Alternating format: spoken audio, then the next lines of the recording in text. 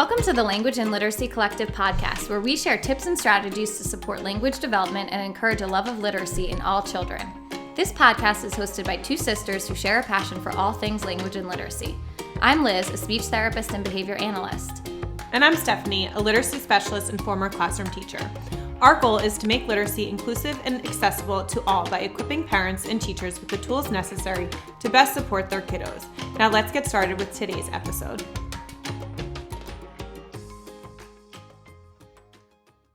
Hi everyone, welcome back for our 5th episode of the Language and Literacy Collective podcast. We know it's been a while since our last episode. School happened.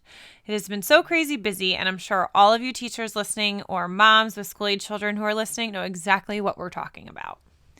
We've also been really busy with some other projects. For example, we just recorded a podcast episode with SLP Nerdcast on the topic of language and literacy called The Connection Between Language and Literacy, a Beginner's Guide for Pediatric SLPs.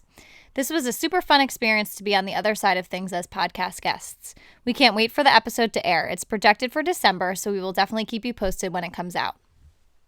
Our goal for the next few months is to be a bit more consistent with the podcasting game, and we are really excited to have some guests on soon. We already have a few awesome ones lined up, so definitely stay tuned. Yes, I cannot wait. I was chatting with one of our first guests that we have lined up the other day. She's becoming pretty well known for looking at literacy with a more critical lens, and fun fact, she'll be joining us from outside of the USA. But anyway, today we're going to talk about nonfiction books, and I am so excited. Yeah, this is something that Steph has been posting a lot about recently, and when we were discussing what our next podcast episode should be, Steph had suggested talking about nonfiction books. And I hate to admit it, but my first reaction was, that sounds really boring. And then this got us going down a long rabbit hole discussing nonfiction and all of its benefits. By the end of the conversation, I was sold. I'm so excited to talk about this topic and hopefully change some people's minds and get them more interested in all that nonfiction books have to offer. I was not surprised when Liz thought that nonfiction was kind of boring because I recognize that it's not as popular as fiction books. For example, whenever I post about nonfiction books, I have a lot less engagement on my posts. And when I polled my followers about what some of my next giveaways should be, I always considered nonfiction, and the nonfiction books is never really very well received and gets very little votes.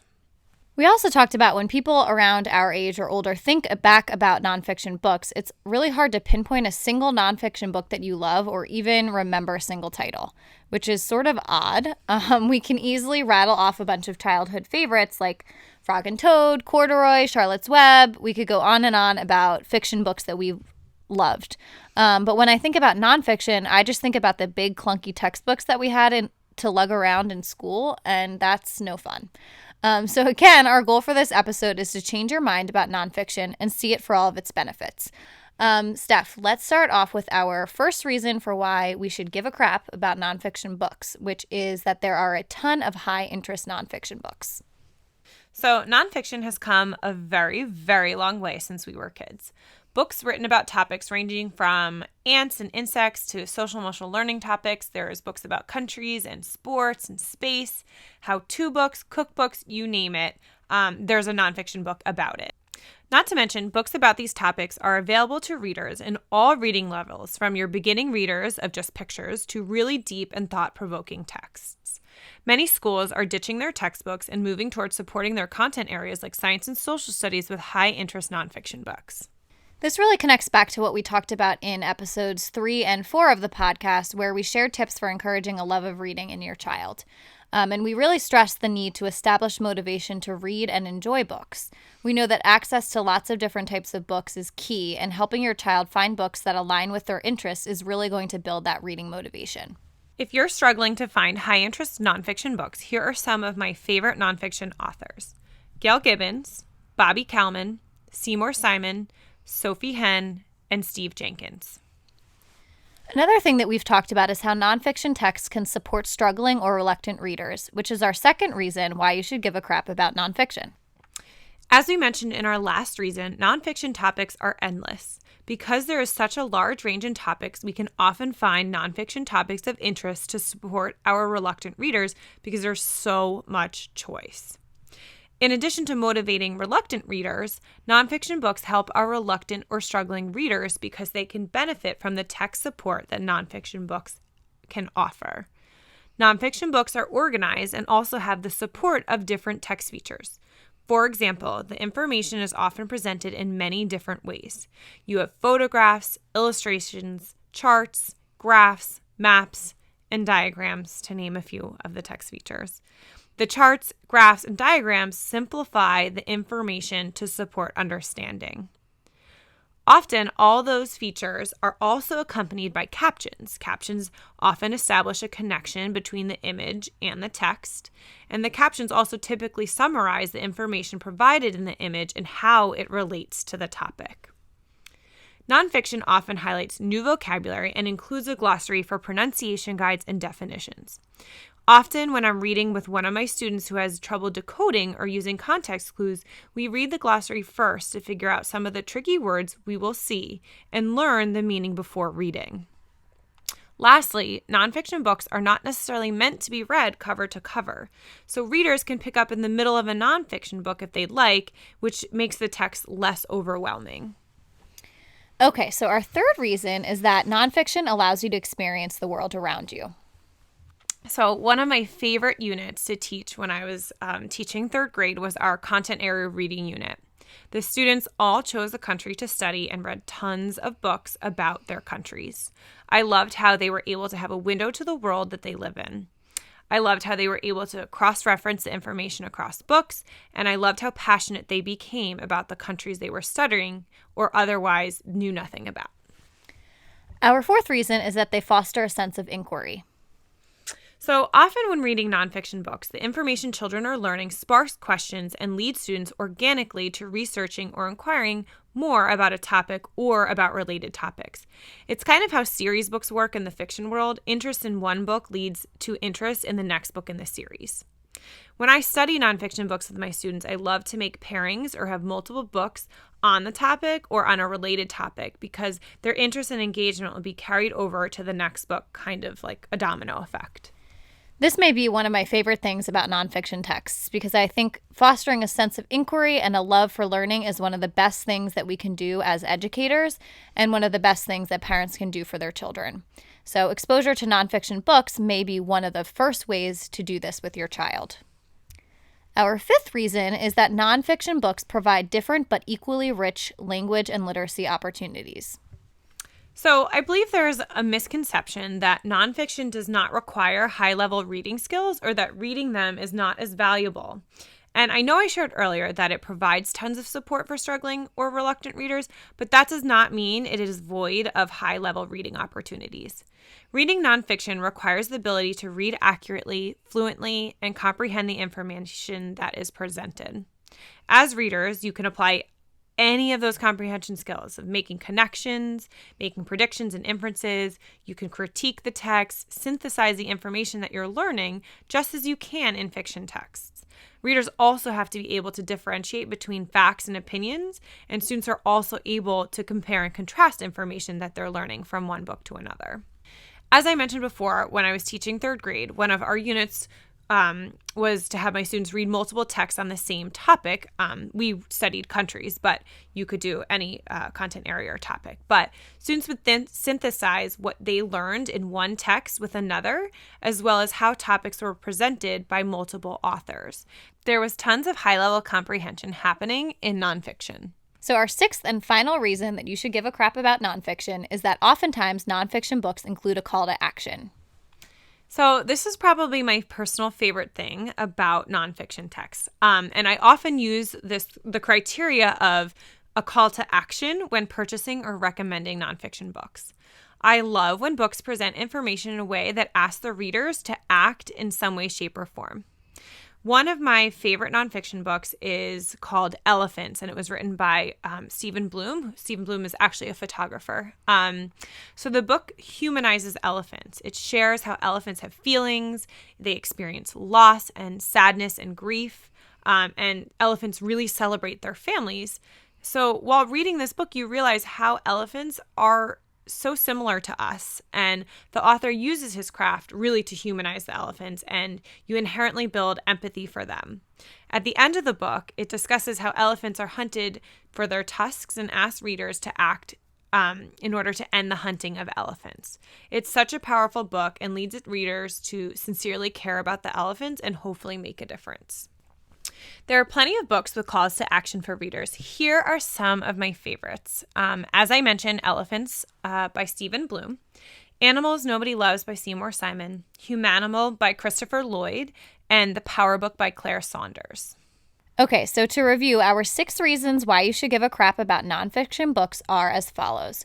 1, there are tons of high-interest nonfiction books. 2, nonfiction books can be a great way to engage and motivate struggling or reluctant readers.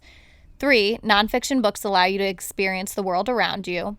4, nonfiction books foster a sense of inquiry and can establish the foundation for a lifelong interest in learning. 5, nonfiction books provide literacy and language-rich opportunities. And 6, they oftentimes include a call to action. So that's it. We hope that this information on nonfiction books encourages you to start to incorporate nonfiction into your teaching or into your reading with your kiddos. Okay, so the last thing we're going to do in this episode is try to have a little bit of fun. Stephanie, I always joke with her about how she has a book buying problem. So if you follow her on Instagram at the Literacy Party, you'll notice that she's always doing like book unboxing and sharing the books she has at home. And I think she has maybe like thousands. Is it safe to say that you have thousands of books? Yeah. I don't know how she pays her bills with all the money that she spends in books. So I thought it would be fun to give her a topic area and see if she can think of a book that goes along with that topic area. Okay, so this is going to be kind of like a little rapid fire. I think I have 9 topic areas. Okay, so I'm going to list the topic, and then you have to list a specific title that goes along. The first book that comes to mind? The first book that comes along. And then I guess like bonus points if you can list multiple. Well, yeah, okay. And I'm following kind of like a fall theme here, just for fun. So it's not necessarily just nonfiction, but I guess even more bonus points if it's a nonfiction book because we're talking about nonfiction today. Okay. So first area is apples. I'm trying to think of the exact name of the title. Apples by Gail Gibbons. Okay. Woo! And if you say the author too, yeah, well, that's okay. Triple bonus. Okay. Is that the only one you got? I mean, there's books about Johnny Appleseed. I have a few of those. 10 Apples on Top. Apples. I think that's all I've got for now. Okay. Leaves. Leaves. Leaf Man by Lois Ehlert. Okay. Witches. Witches by Roald Dahl. Okay. I know the better one. Room on the Broom. I don't know the author off the top of my head. Okay, I think that's all I have on witches too. Okay. Ghosts.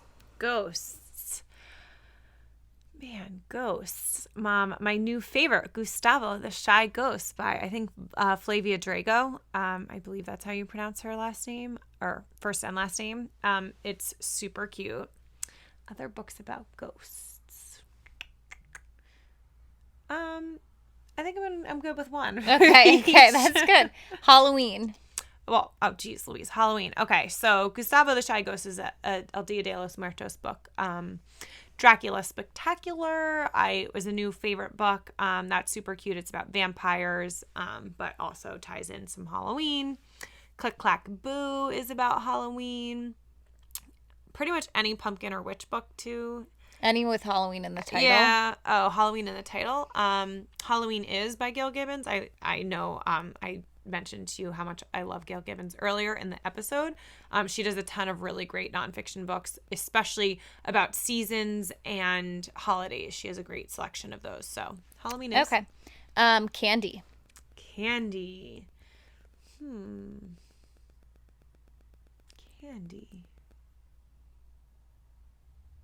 There's been a few of my book friends on the internet on Instagram posting about a cute new book about candy. I can think of Charlie and the Chocolate Factory. Okay, that counts. Football. Another Gail Gibbons. Football Time. Okay. But Dino Football is another book That's a fiction book. There's a lot of biographies about football players. Yeah. Okay, Boots. Like Boots? Anything about Boots? Oh, okay. I got a good one about Boots. It's not in the title, though. Ollie the Stomper. I don't know if any of you guys have read the book, the Ollie books. Ollie the Stomper is a book about this little duck who wants boots like the other ducklings, Gossie and Gertie, or Goosey and Gertie, I think. It's super cute, and he screams in the middle of it, "I want boots." Okay, and this is my last one. This is the one I thought might stump you. Candles. Candles. So, okay. I can't think of a single book with like the title Candles, or like the word candles in the title, but I know there's a ton of books, and it's actually kind of going to transition nicely into what I'm going to be doing next with my students. There's tons of books on light and how light is used to represent like hope and like new beginnings, and a lot of the holidays, the winter holidays, focus around light, like the Kinara and Kwanzaa, lights on the Christmas tree, lights on the menorah and Diwali.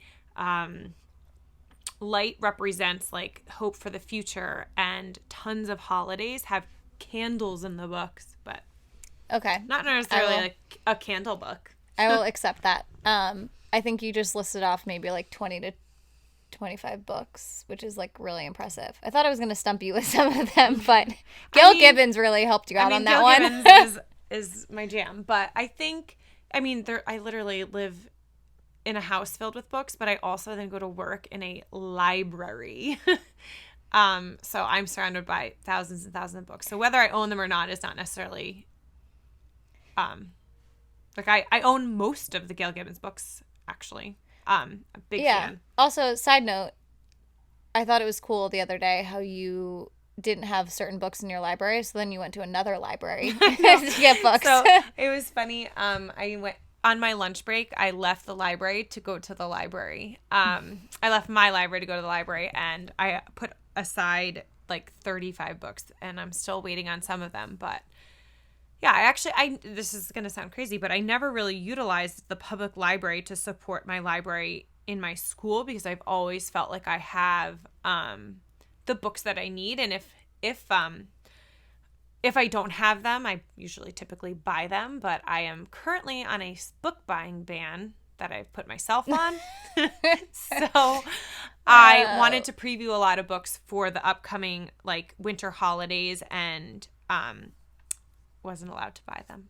I'm interested in this book buying ban. So like, is that, you said it's self-imposed, but it was a self-imposed book buying ban. What precipitated that? I just literally buy books all the time. I have a problem.